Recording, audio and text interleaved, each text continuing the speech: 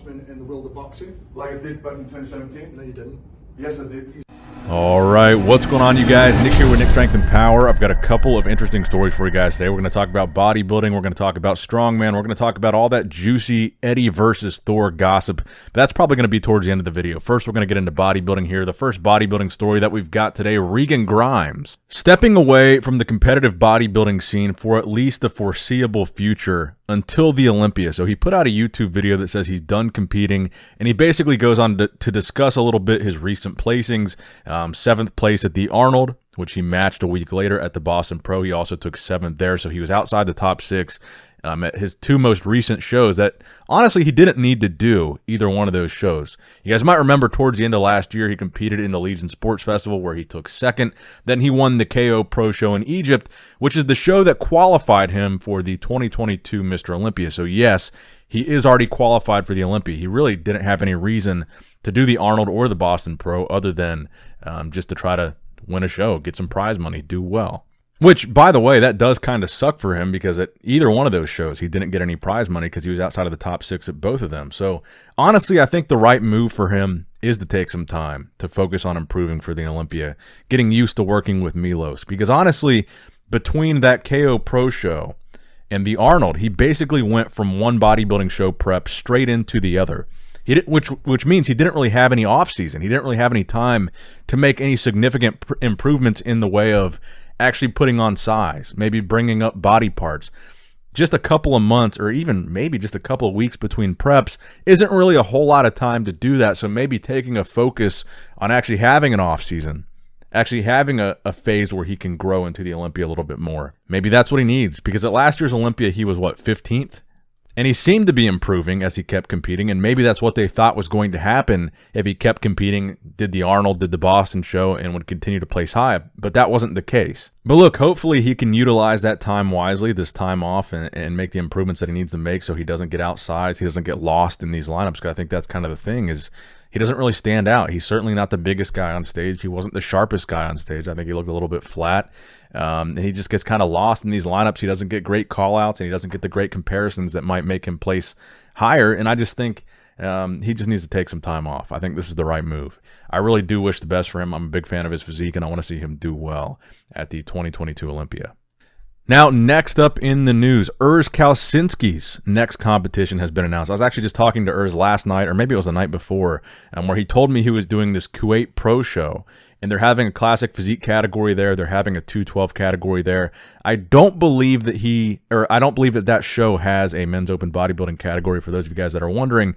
So Urs is looking to make a statement here, because just like Regan, Urs is already qualified for the Olympia, but unlike Regan, Urs already won the Boston Pro. He won his last show. So there's really no reason for him to go over to Kuwait other than to collect that prize money and get paid and to make a statement in the classic physique category. There's some names in there. There's a pretty deep lineup as far as number of competitors, but I don't think there's really any big names in there that have a shot at beating Urs if he's on. And that's the thing that's impressed me the most about Urs at these past couple of shows he's done. His conditioning has been phenomenal. That's the standout thing to me about this guy. He's young. He's only 22. The conditioning that he brings to the stage, incredible. Great midsection, great legs. I think he needs to work on his back and his biceps, his arms in general a little bit. But like I said, he's 22. This kid has a ton of time to improve, and he's really making a name for himself in this classic physique division. It's been cool to see how excited people are to see him compete, because he's just happy to be there. I mean, he's this young guy that's just happy to be at these shows that he goes to. So I'm excited to see him win this Kuwait Pro. I don't think there's going to be any reason why he wouldn't, but it'll be cool to watch that this weekend as well. Now, next up in bodybuilding news, the Indy Pro is coming up here. I think it's like the middle of May, 9 weeks away, less than 9 weeks away.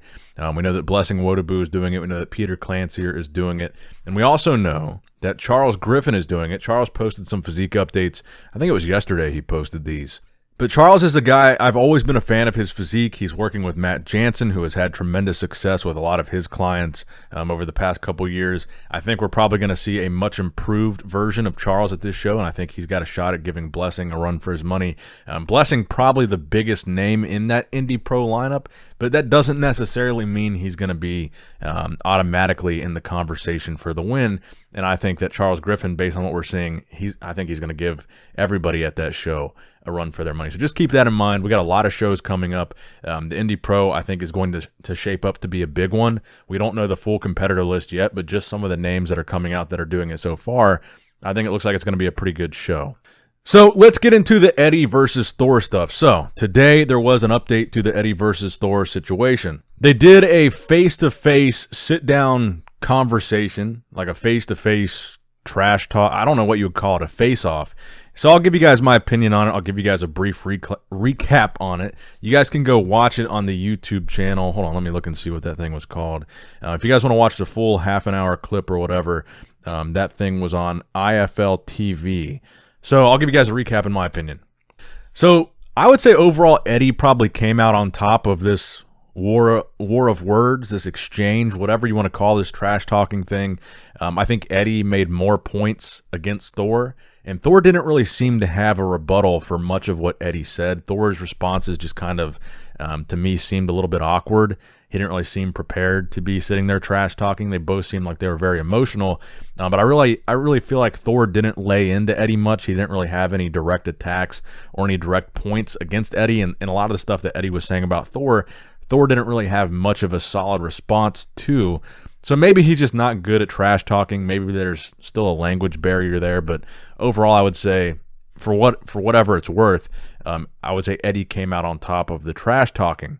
So they addressed a couple topics. The 2017 World's Strongest Man fiasco, which I think at this point nobody really cares about but Eddie. The 501 kg deadlift that Thor did during quarantine, where he did that at his home gym. They talked about that, of course. I don't think really a whole lot of people care about that either. But a couple of the main things that stuck out to me that I wanted to address is so the confrontation clip that they wanted pulled off the internet that they were telling everybody to take down. So Eddie and Thor confronted each other at some gym like a couple days ago. They were shoving each other, spitting on each other. In the video, everyone wants to scrub it off the internet. Yesterday, Hafthor posted a video saying that after that confrontation at that gym, that Eddie seriously injured somebody. And we still don't know. Well, I've heard a rumor of who it is, but I don't think anyone has said that. And in this thing today, so this thing was filmed today, so this was filmed after the confrontation video was filmed. So it looks like the fight at this point is still on, and it looks like Eddie is not in jail because we talked about how the laws in Dubai are stricter. So they didn't address who was injured, what the extent of the injury was, or anything about that in this video. What they did address was Eddie says the whole thing was staged. And what he means by staged is he said he was told to show up there and stir the pot. He was told to show up there because Thor was there training, cause trouble, and get a promotional clip for the event to promote the fight, hype it up. That's why there was a camera crew there. I mean, it was clearly set up that they were going to have this confrontation. So Eddie confirms that in this little face-to-face. He says, look, I was told to be there. I was told to show up. So that does confirm that this was staged, but just because it was staged does not mean the emotion that we saw in that clip wasn't real. I think these two guys, I think the one thing that is true with this fight is that these two guys genuinely do not like each other. I think they really hate each other, and they really want to beat the shit out of each other. Pardon my French.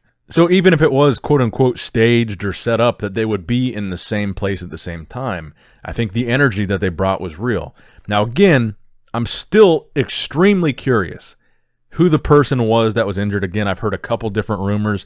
I've even heard that it was more than one person.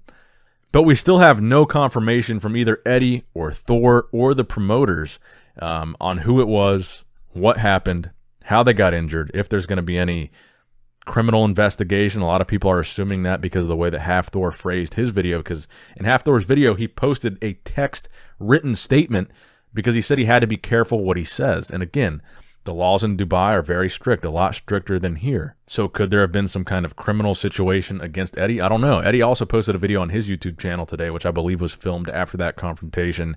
He did not address it at all either. Now, they claim that the reason why the video was scrubbed was because they didn't have permission to film at the location that it was filmed. I don't know if I fully believe that story. Honestly, guys, I said it before, I think this whole thing is extremely sketchy. I think it's extremely fishy. There's a lot of details that seem very cloudy. Something happened. I think that much is true. Something happened that we don't know about that isn't public yet. And I think whatever that thing is the real reason why that video was scrubbed. And look, they say the fight is still on. They say that it's going to go on as planned.